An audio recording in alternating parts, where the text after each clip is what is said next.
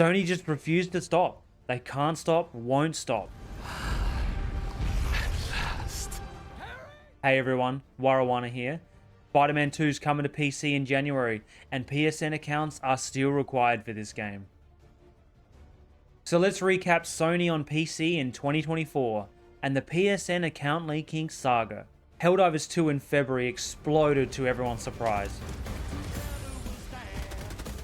The game was a phenomenon, need I say more? But 2 months after release, on May 3, the developers tried to force PSN account requirements, and we all know how that turned out. So 3 days later, Sony backtracks the decision to everyone's surprise, and existing owners didn't need a PSN account, but new purchasers would. What a clusterfuck, to be honest. Then, Ghost of Tsushima developers announced the following day that a PSN account would not be required for the single player portion of their game. And everyone, including myself, took this as a sign that Sony just wanted PSN accounts for online play. How wrong we were. On May 30th, God of War Ragnarok was announced for PC, with confirmation that PSN accounts were required. An additional spanner in the works to all of this was the countries with Steam, but without Sony's PSN, would not be able to purchase these titles at all. Talk about putting the player last. To make matters more annoying, Horizon Zero Dawn, which released on PC in August 2020, has had a remaster upgrade announced for it, and that remaster upgrade will require a PSN account. Oh boy, what are you doing over there, Sony? Honestly. Now, let's not even go into how Sony's making their own launcher, apparently. And they're so tone deaf that it's probably true. All the best to them if they do. Maybe that's where Concord 2 will land and find a home for itself.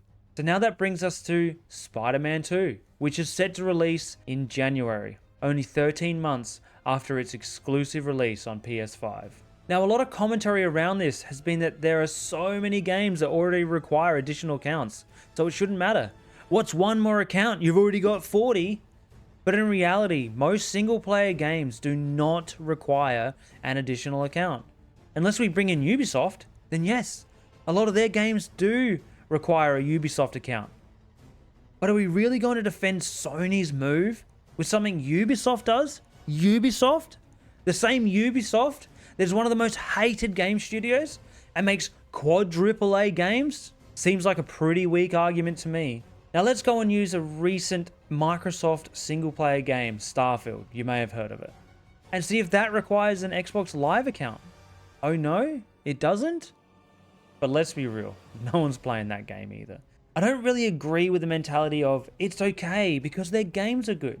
Because that's a hell of a slippery slope. And how much are we going to let these corporations get away with? And in reality, making an account isn't hard, I get that. But at what point did the public become okay with corporations farming our data and telling us what to do with no pushback at all? Life is too short to not stand up for what is right. And this, Sony, is bullshit. I'm Warrawana, goodbye.